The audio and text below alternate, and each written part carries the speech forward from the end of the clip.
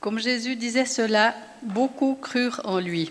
Alors il dit aux Juifs qui avaient cru en lui, « Si vous demeurez dans ma parole, vous êtes vraiment mes disciples, vous connaîtrez la vérité et la vérité vous rendra libres. » Ils lui répondirent, « Nous sommes la descendance d'Abraham et nous n'avons jamais été esclaves de personne. Comment peux-tu dire, vous deviendriez libres ? En vérité, je vous le dis, leur répliqua Jésus, toute personne qui commet le péché est esclave du péché. Or, l'esclave ne reste pas pour toujours de la famille, c'est le Fils qui y reste pour toujours. Si donc le Fils vous libère, vous serez réellement libre. Je sais que vous êtes la descendance d'Abraham. Pourtant, vous cherchez à me faire mourir parce que ma parole ne pénètre pas en vous. Je dis ce que j'ai vu chez mon Père, et vous faites ce que vous avez entendu de la part de votre Père. Ils lui répondirent, « Notre Père, c'est Abraham. » Jésus leur dit, « Si vous étiez les enfants d'Abraham, vous agiriez comme lui. Mais en réalité, vous cherchez à me faire mourir. Moi qui, en tant qu'être humain, vous ai dit la vérité que j'ai entendue de Dieu. Cela, Abraham ne l'a pas fait. Vous vous agissez comme votre Père. » Ils lui dirent, « Nous ne sommes pas des enfants illégitimes. Nous avons un seul Père, Dieu. » Jésus leur dit, « Si Dieu était votre Père, vous m'aimeriez, car c'est de Dieu que je suis sorti et c'est de sa part que je viens. Je ne suis pas venu de moi-même, mais c'est au contraire lui qui m'a envoyé. Pourquoi ne comprenez-vous pas mon langage ? Parce que vous ne pouvez pas écouter ma parole. Vous avez pour père le diable et vous voulez accomplir les désirs de votre père. Il a été meurtrier dès le commencement et ne s'est pas tenu de la vérité parce qu'il n'y a pas de vérité en lui.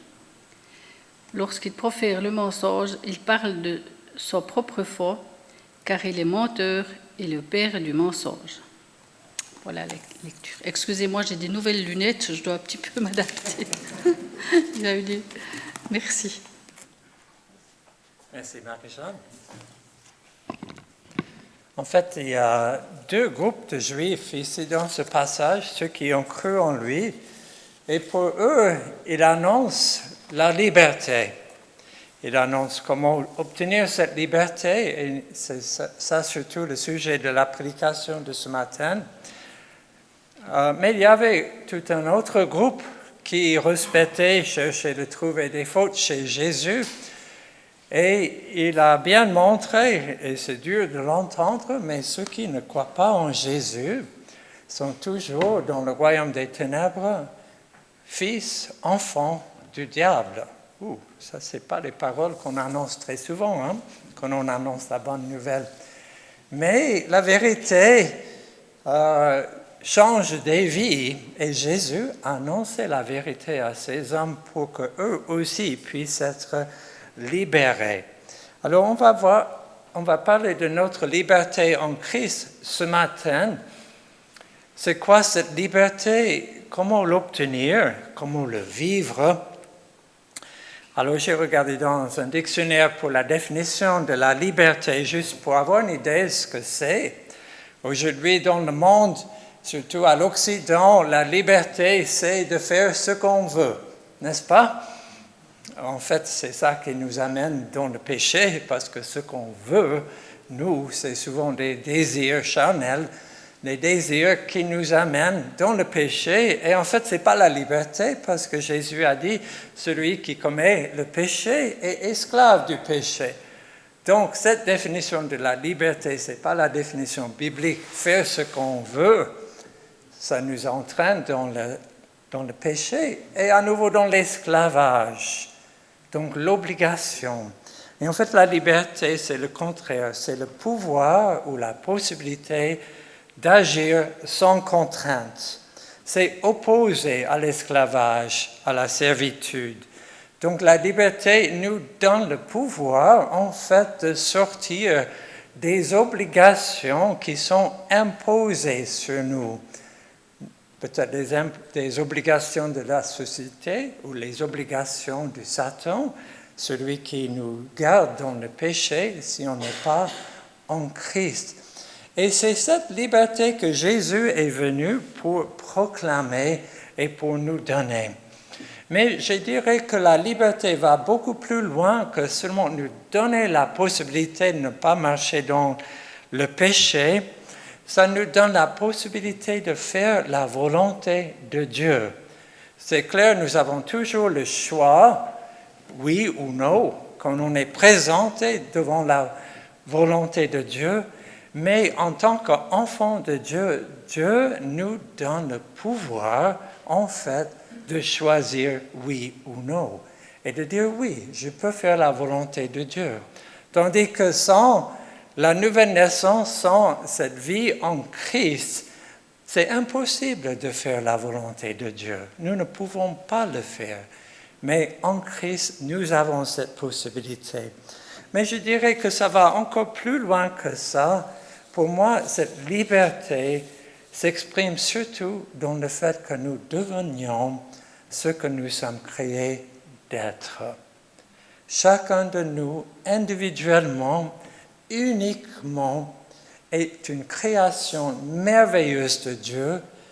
Et cette liberté en Christ nous permet d'être la personne que nous sommes appelés et créés d'être. Si vous lisez le psaume 139, on voit que Dieu avait un plan pour chacun de nous avant notre naissance. Nous sommes faits dans l'image de Dieu, mais dans ce monde, cette image a été corrompue par le péché, par les blessures, par les exemples et les modèles que nous avons suivis.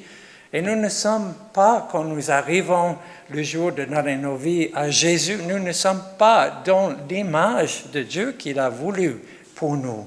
Chacun est appelé de refléter un aspect de Jésus-Christ.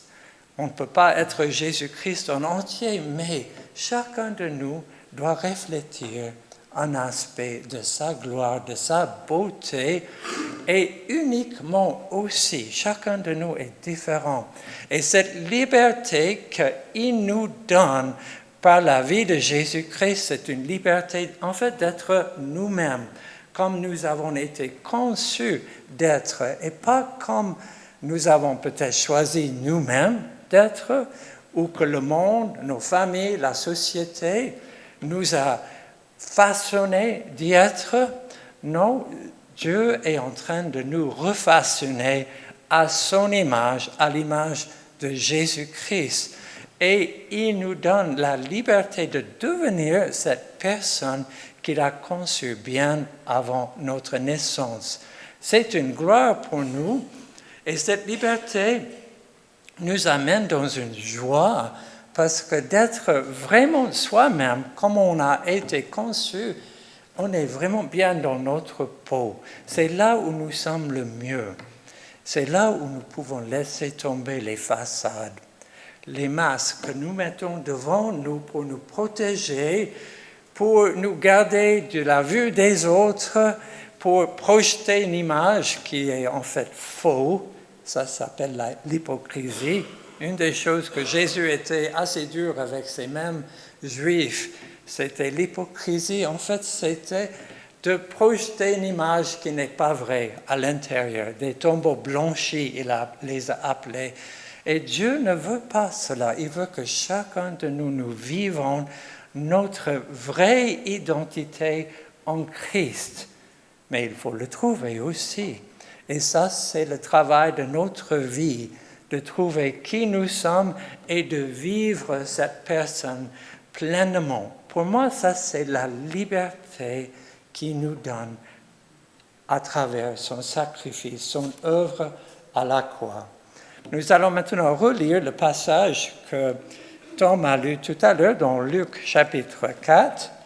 Les premières paroles que Jésus annonce dans le livre de Luc, en tout cas, juste après sa tentation, il se rend à Galilée et on lui donne le livre d'Ésaïe pour lire. Et il a lu ce passage dans Luc chapitre 4 et les versets 18 à 19. L'Esprit du Seigneur est sur moi, parce qu'il m'a oint pour guérir ceux qui ont le cœur brisé, pour annoncer la bonne nouvelle aux pauvres. Il m'a envoyé pour proclamer aux captifs la délivrance et aux aveugles le recouvrement de la vue, pour renvoyer libres les opprimés, pour proclamer une année de grâce du Seigneur. Ça, c'est l'œuvre et la mission de Jésus. Pourquoi il est venu? Pour proclamer aux captifs la délivrance, pour guérir les cœurs brisés, pour donner la vue aux aveugles. Nous qui étions aveugles à la vérité, il est venu nous montrer la lumière et la vérité, pour renvoyer libres les opprimés. Il est venu pour nous délivrer, pour nous libérer de notre ancienne manière de vivre, pour vivre en nouveauté de vie, comme nous avons été conçus, comme nous avons été créés. C'était ça son œuvre. Il a modelé cela sur la terre. Jésus qui était unique et qui refusait de se conformer à ce que le monde voulait de lui, il était la personne qu'il a été appelé d'être et il a pleinement marché dans cette manière unique, pure et sainte devant nous pour nous montrer la voie, parce qu'il est le chemin, la voie, la vérité. Et il nous a libérés. L'apôtre Paul écrit beaucoup sur cette libération. Dans Galates 5, verset 1, il a écrit par rapport à la loi que les Galates étaient en train de suivre. C'est pour la liberté que Christ nous a libérés. Demeurez donc fermes et ne vous remettez pas de nouveau sous le joug de l'esclavage. Demeurez donc fermes.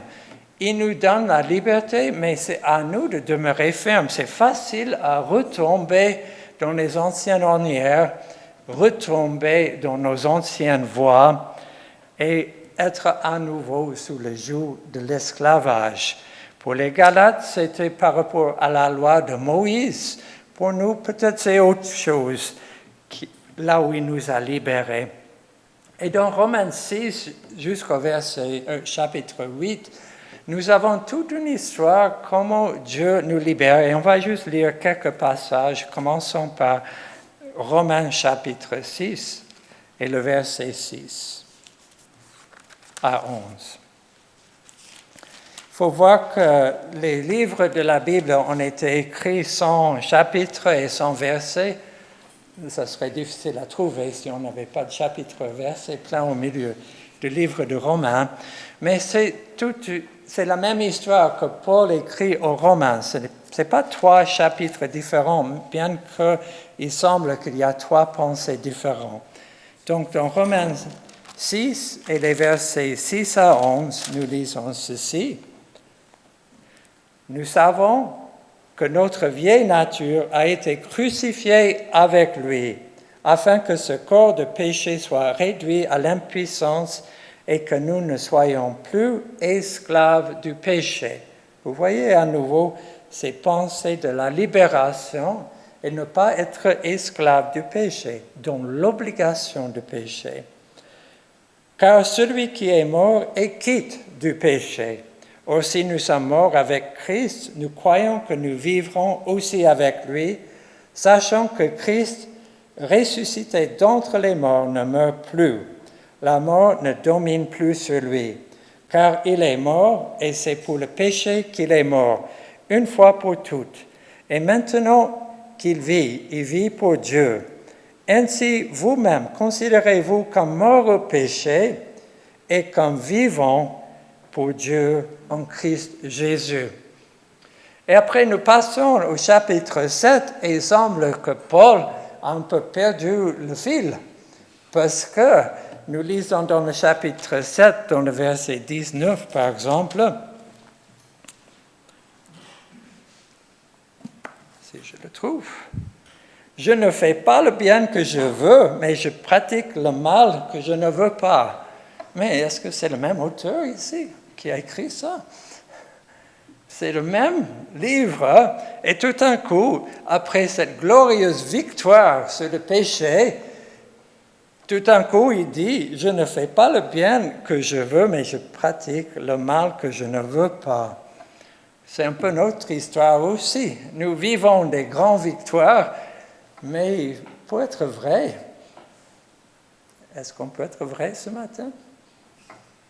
Je ne fais pas le bien que je veux. Est-ce que ça arrive chez vous? Mais je pratique le mal que je ne veux pas. Ça arrive ou non? Je suis le seul? Donc, je peux aussi confesser ce que Paul a dit en Romains 6, cette immense libération que j'ai vécue à la nouvelle naissance. Ah, mais c'était formidable. Quelle joie que j'avais dans mon cœur quand j'ai donné ma vie à Jésus-Christ. Tout a changé, mais pas tout. Il y a encore des restes. Et des théologiens et des chrétiens de toutes les époques ont lutté avec ces passages. Comment une chose peut être vraie, mais l'autre aussi, ils sont un peu en contradiction. Mais dans ce même chapitre 7, à la fin, les versets 24 à 25, il dit « Malheureux que je suis, qui me délivrera de ce corps de mort? Grâce soit rendue à Dieu par Jésus-Christ notre Seigneur. Ainsi donc, par mon intelligence, je suis esclave de la loi de Dieu, tandis que par ma chair, je suis esclave de la loi du péché. » Et si on arrête là, c'est une triste histoire, n'est-ce pas? Mais cette lettre, il a écrit aux Romains continue dans le chapitre 8. Et la chose qu'il dit, c'est « Il n'y a donc maintenant aucune condamnation pour ceux qui sont en Christ Jésus, qui marchent non selon la chair, mais selon l'Esprit. En effet, la loi de l'Esprit de vie en Christ Jésus m'a libéré de la loi du péché et de la mort. » Donc ça, c'est quand même si on boite encore ici et là dans certains péchés, il n'y a pas de condamnation. Nous sommes des œuvres de Dieu, mais des œuvres en construction. Je pense bien, ce serait bien de mettre un panneau sur notre poitrine pour que les gens puissent voir en construction. Comme ça, les gens réalisent que ce n'est pas une œuvre qui est entièrement accomplie et finie, mais cette œuvre est en route. Ça a commencé quand nous avons reçu Jésus-Christ dans nos cœurs comme Seigneur et Sauveur, comme nous nous sommes repentis de nos péchés et nous avons cru dans le sacrifice magnifique de Christ et dans sa résurrection qui a vaincu la mort et le péché. Oui, ça c'était le début, mais nous sommes une œuvre en progrès. Ce n'est pas encore fini. Il n'y a pas de condamnation parce que nous boitons encore, mais notre solution c'est toujours auprès du Fils de Dieu qui est venu pour nous libérer de tous nos péchés, pour nous libérer, pour être nous-mêmes réellement et pour marcher dans la gloire, dans l'image de Jésus-Christ. Ça, c'est l'œuvre du Christ. Mais comment je peux obtenir cette liberté? Bon, j'ai déjà goûté beaucoup de liberté en Christ, mais comment pour les choses qui traînent dans ma vie, parce qu'il y a des choses qui traînent dans ma vie, comment je peux être libre? Le problème, c'est que bien que je sois libre de bien des choses, il y a encore des mauvaises habitudes, donc les péchés. Je ne parle pas des habitudes comme je trébuche de temps en temps ou que j'oublie des choses. Ça, ce n'est pas les habitudes. Je parle des habitudes de péché, des choses qui reviennent. Malgré les efforts que je fais, les prières que je lance, tôt ou tard, je retombe dedans. Est-ce que c'est un peu ton histoire aussi? Ça arrive? Non? Si, j'entends quand même, vous êtes là, c'est bien. Je ne suis pas le seul. Des fois, je me sens un peu seul ici quand je dis des choses. Il ne faut pas que je confesse trop, parce que les gens, qu'est-ce qu'ils vont... Nous savons que notre vieille nature a été crucifiée avec lui. On pense que c'est mort, et c'est là où il y a le problème. Et j'ai lu, il n'y a pas trop longtemps, quelqu'un qui a écrit, peut-être ce n'est pas tout à fait la réponse à la question. Si mon ancienne nature a été crucifiée, pourquoi elle n'est pas morte? Et cette personne a écrit, la crucifixion n'est pas une mort instantanée. C'est une mort qui dure. Quand les gens étaient crucifiés, des fois, ils vivaient encore 24 heures avant de mourir. Et pour Jésus, ce n'était pas 24 heures, mais c'était plusieurs heures. Ce n'était pas une mort instantanée. Et pour nous, nous vivons des morts du péché encore. On est encore à la croix. C'était quand Jésus était réellement mort qu'il est ressuscité. Et pour nous, on n'est pas encore ressuscité. On vit toujours ici-bas sur la terre. Et si on doit vivre encore les douleurs de la mort, quand nous voyons mourir les choses anciennes en nous pour vivre en nouveauté de vie, alors faisons-le. Dieu a dit, soyez parfaits comme moi, je suis parfait. Et je ne pense pas que vous êtes parfait. Moi, je ne suis parfait. Donc, il y a encore un chemin à faire pour trouver la liberté totale en Jésus-Christ. Nous vivons en partie notre salut ici sur la terre, mais nous allons vivre pleinement ce salut quand on est auprès de Dieu. Et aussi, nous vivons en partie la victoire sur l'ancienne manière de vivre sur la terre. Et progressivement, nous vivons de plus en plus, si nous croîtrons dans le Seigneur. Si nous restons là où nous sommes, c'est clair qu'on ne va pas dans la bonne direction. En fait, notre vie doit passer par la sanctification, un renouveau constant, des changements constants, où les choses anciennes y partent et les choses nouvelles y prennent la place. Comment vivre cette liberté? Comment découvrir cette liberté? J'aime beaucoup l'imagerie qu'on a dans l'Ancien Testament, surtout la libération du peuple d'Israël de leur esclavage en Égypte. Ces histoires sont faites, en fait, qui nous montrent comment nous vivons aussi notre liberté. Pendant 400 ans, ils étaient esclaves, ils étaient en Égypte, mais plus tard, ils étaient esclaves en Égypte. Et par les signes des miracles et par la puissance de Dieu, ils ont été libérés. Ils ont traversé la mer Rouge et les Égyptiens qui ont poursuivi étaient noyés.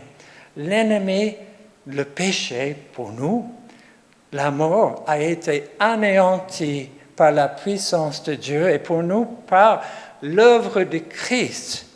Mais arrivé à l'autre bord, est-ce que c'était un peuple libre entièrement? On voit bien, ils étaient libérés physiquement, mais au niveau spirituel, au niveau émotionnel, ils étaient toujours à quelque part dans l'esclavage, avec des murmures et des plaintes. Certains voulaient même retourner en Égypte. Et parfois, peut-être c'est notre désir aussi de retourner dans notre ancienne manière de vivre. C'est un processus, cette libération et l'entrée dans le pays promis. Mais même à l'entrée dans le pays promis, nous lisons dans Exode 23 quelque chose d'étonnant que Dieu a dit à Josué qui a amené le peuple dans le pays. Il a dit, j'enverrai les frelons devant toi, Exode 23, les versets 28 à 30, j'enverrai les frelons devant toi et ils chasseront loin de toi les Éviens, les Cananéens et les Hittites. Je ne les chasserai pas en une seule année loin de toi, de peur que le pays ne soit désolé et que les animaux sauvages ne se multiplient contre toi. Je les chasserai peu à peu loin de ta face, jusqu'à ce que tu puisses hériter du pays. Ce n'était pas même une délivrance totale des ennemis de Dieu quand ils arrivaient au pays. Ils devaient progressivement prendre le pays. Et pour nous aussi, nous avons beaucoup de liberté, on a reçu en Jésus-Christ, mais nous devons progressivement prendre cette liberté dans nos vies personnelles. Ça, c'est notre travail sur la terre. Ça, c'est la sanctification que Dieu opère en nous pour qu'on soit entièrement libre. Nous n'allons pas goûter cette liberté totale sur la terre parce qu'il y a encore des choses à faire. Et c'est une bonne chose que Dieu ne nous donne pas la liberté totale de tous nos ennemis tout de suite. Vous imaginez l'orgueil qu'on aurait vis-à-vis des autres? Moi, je suis parfait. Toi, tu es quoi? Tu imagines notre attitude, notre laisser-aller? En tout cas, pour moi, quand les choses vont super bien, il ne faut pas qu'ils vont super bien très longtemps parce que je commence à rechuter. C'est pendant des vacances que j'ai le plus de problèmes avec les tentations et pas dans les temps difficiles. Je ne sais pas pour nous, pour vous, mais je pense que l'être humain, il va mieux spirituellement quand il a des difficultés que quand tout va bien. On est stupide, mais c'est comme ça. Nous sommes facilement des brebis errants. Et Dieu nous laisse des ennemis à vaincre dans nos vies et autour de nous. Et c'est pour notre bien. Ça crée une dépendance de Dieu parce que nous ne pouvons pas nous libérer nous-mêmes de nos ennemis. J'ai lu une étude sur les bonnes résolutions qu'on fait au début de l'année et ils ont fait un sondage et ils ont trouvé que 90% des bonnes résolutions tombent avant la fin du mois de janvier. Nous n'avons pas la puissance en nous-mêmes d'arrêter ce qu'on fait du mal. On n'a pas. On a une dépendance totale sur Dieu et sur sa victoire, la victoire de Christ, sur le péché, sur la mort. Nous avons une dépendance totale sur lui pour être libre. Et c'est une bonne chose. C'est même une bonne chose qu'on a encore des choses où on boite, où on a des difficultés pour vivre. C'est un peu comme un homme qui a acheté un jardin, la manière que souvent nous essayons de porter du fruit et pour éliminer des mauvais fruits dans nos vies. Un homme qui a acheté un jardin et il avait un rêve des fleurs et des légumes, d'une beauté, et il a vu qu'il y avait des mauvaises herbes. Alors il a fauché des mauvaises herbes et il a planté des semences. Et qu'est-ce qui s'est passé pour cet homme? On a fait ça, Beverly et moi, à l'époque on habitait dans le canton de Fribourg. On a bien éliminé les mauvaises herbes sur la surface et planté, mais on n'a pas voulu enlever les mauvaises herbes après. Et, oui, les plantes sont venues avec des mauvaises herbes. Pour enlever des mauvaises herbes, est-ce que ça suffit de faucher? Qu'est-ce qu'il faut faire pour enlever des mauvaises herbes? Il faut aller à la racine. Mais très, très souvent, nous ne faisons pas ce boulot dans nos vies. On tombe dans un péché, on demande pardon, et on fait une bonne résolution, et on fait toute notre force avec notre volonté de ne pas le faire à nouveau. Et tôt ou tard, qu'est-ce qui se passe? On tombe dedans à nouveau. Parce que les racines n'ont pas été enlevées. On suffit de juste couper ce qui est visible.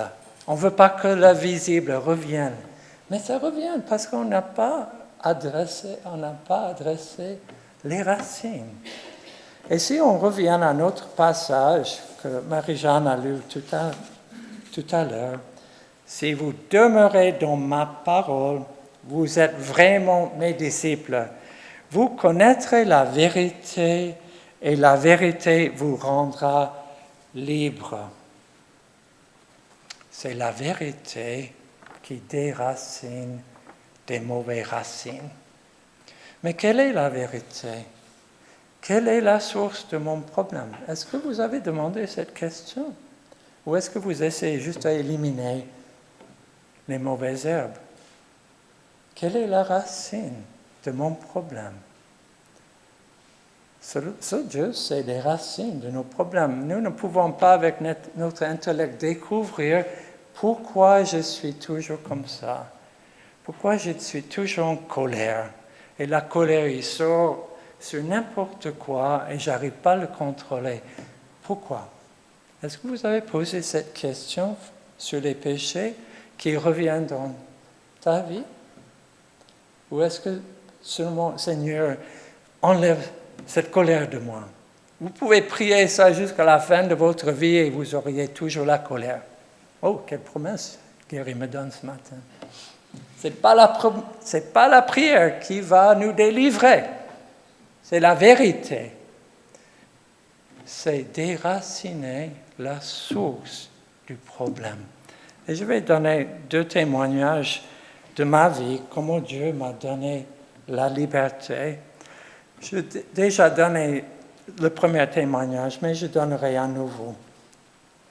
Une fois, après une longue période de guérison des émotions de mon cœur, après une longue période, le Seigneur m'a donné une vision.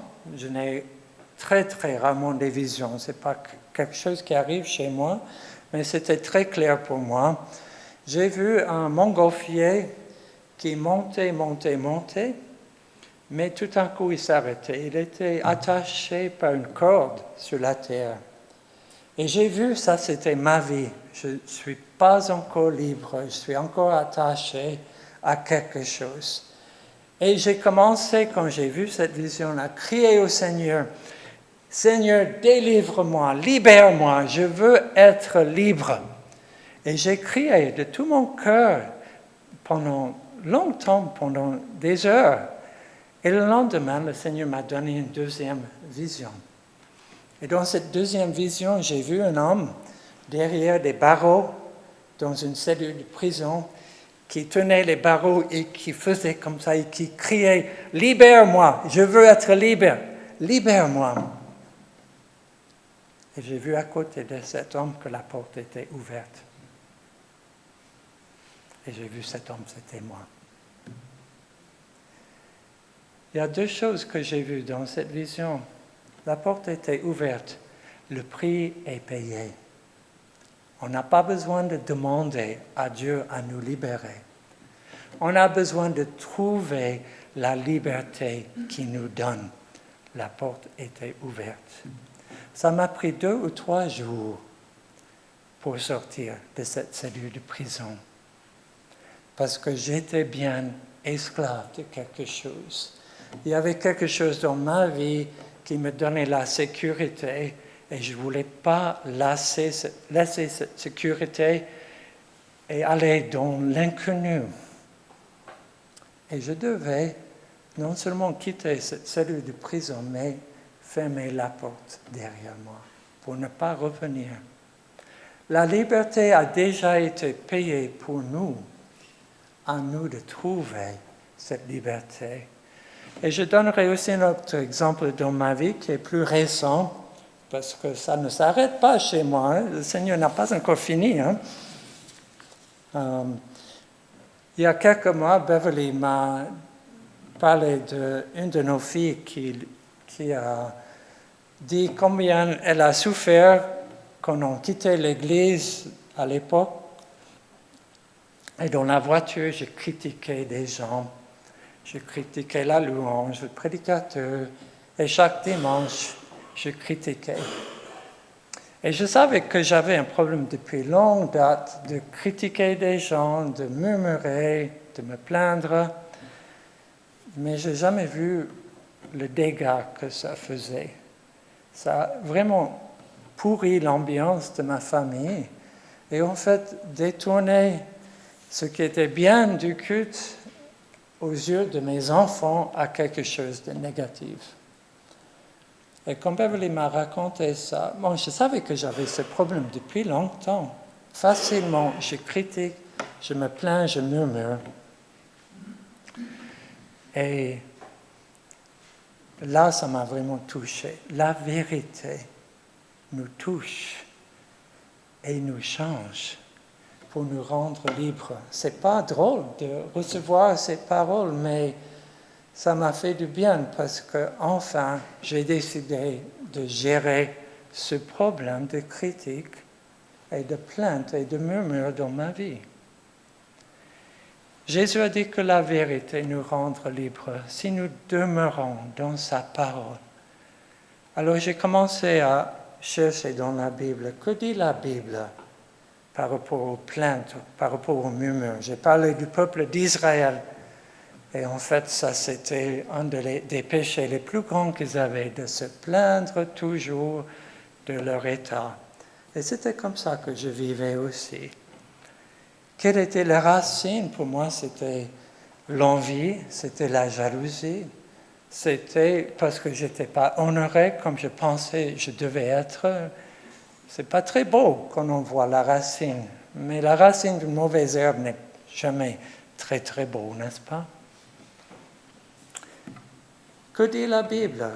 Que dois-je faire? Bon, c'est clair, j'ai demandé pardon au Seigneur, mais j'ai déjà demandé pardon X fois et ça revient. Vous connaissez ça, je pense. Mais j'ai décidé, je vais enfin gérer ce problème. Et j'ai commencé à regarder certains versets dans la Bible, et le verset qui me touche le plus pour mon problème était dans Éphésiens 4, et les versets 29 à 30, « Qu'il ne sorte de votre bouche aucune parole malsaine, mais s'il y a lieu, quelques bonnes paroles qui servent à l'édification nécessaire et communiquent une grâce à ceux qui l'entendent. N'attristez pas le Saint-Esprit de Dieu par lequel vous avez été scellés pour le jour de la rédemption. » Alors j'ai commencé à méditer ce verset et de relire. J'avais un papier dans ma Bible que je lisais chaque matin. Et la parole de Dieu, quand on médite et qu'on donne le temps, ça œuvre dans les profondeurs de notre cœur pour déraciner ce qui est mauvais. C'est la vérité qui nous rend libres. Mais ce n'est pas une solution instantanée. Il faut du temps, hein? Il faut creuser, il faut aller jusqu'au fond pour enlever les mauvaises racines. Mais je peux dire que je vis maintenant une nouvelle liberté.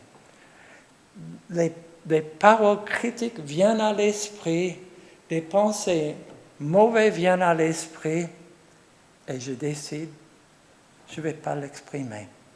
Et en fait, je commence enfin de dire de bonnes choses par rapport aux autres, encore un peu plus. C'est en route, hein, c'est pas encore là. Mais c'est une libération. Parce que chaque fois que je péchais dans les plaintes et les murmures, je perds la paix. Et je savais que j'ai fait mal, je demande pardon, je recommence. Mais c'est très, très décourageant, n'est-ce pas? De répéter, de tomber dedans à nouveau. Dieu veut qu'on soit libre, mais nous devons adresser la source de nos problèmes. Et la source de mes problèmes, je dois encore adresser le désir d'être honoré par les autres. En fait, c'est Dieu qui doit être mon tout. Je n'ai pas besoin des autres. La Bible me dit, mais mon cœur n'est pas encore là. Donc, c'est une œuvre en progrès chez moi aussi. Donc, je voulais quand même vous montrer que c'est continuel, cette œuvre. Je le vis depuis que je suis en Christ et je vais encore le vivre parce que je ne suis pas encore à l'image de Christ. Alors, que faire? La première chose, quand nous avons des problèmes qui se répètent, c'est demander à Dieu la source du problème. Peut-être on ne découvre pas, alors demande à un frère ou à une sœur de prier avec vous. Beverly et moi sommes aussi disponibles pour la relation d'aide si vraiment vous avez un problème que vous n'arrivez pas à débarrasser. C'est un peu le ministère que nous faisons. Mais nous devons trouver la source du problème pour le déraciner. Quel est le mensonge que tu crois? Dans le passage que nous avons vu, on a vu pourquoi ils étaient dans le péché, pourquoi ils n'étaient pas libres, pourquoi ils étaient esclaves du péché. Dans le verset 44, vous avez pour père le diable et vous voulez accomplir les désirs de votre père. Il a été meurtrier dès le commencement et ne s'est pas tenu dans la vérité parce que la vérité n'est pas en lui. Lorsqu'il profère le mensonge, ses paroles viennent de lui-même, car il est le menteur et le père du mensonge. Chaque fois que nous sommes esclaves du péché, c'est parce que nous avons cru dans un mensonge. Satan a menti à Adam et Ève, ils ont cru, ils sont tombés dans le péché, ils sont devenus esclaves du péché, et tous ceux qui ont suivi, nous compris, nous sommes aussi proies au mensonge de Satan. Tu seras heureux si tu as ça. Tu seras heureux si tu avais un mari, une femme comme ça. C'est un peu le début des tentations, des mensonges qui nous fait agir dans nos actes et qui nous piègent. Je connais un toxicomane, je travaille un peu avec les toxicomanes à Fribourg avant de venir ici. Et un des fils d'un frère et sœur dans notre église est devenu toxicomane parce qu'il avait un accident, il a demandé la prière, il était dans la douleur, il a cassé la jambe et les médicaments ne soulageaient pas assez. Il a demandé la prière, ça n'a pas marché, mais il avait des copains qui avaient la drogue et la drogue marchait super bien. Alors, prenez ce drogue, tout sera mieux, n'est-ce pas? Il a pris la drogue, il a continué à prendre la drogue, il a commencé avec l'héroïne, il a trouvé, et il m'a témoigné, il a trouvé des highs tellement hauts, il n'y a rien de comparable à avoir un boost d'héroïne. Mais, comme tous les mensonges de Satan, il y a un piège derrière. Et le piège, c'est l'esclavage et c'est la mort, parce que sa vie, ce jeune homme, a été détruit.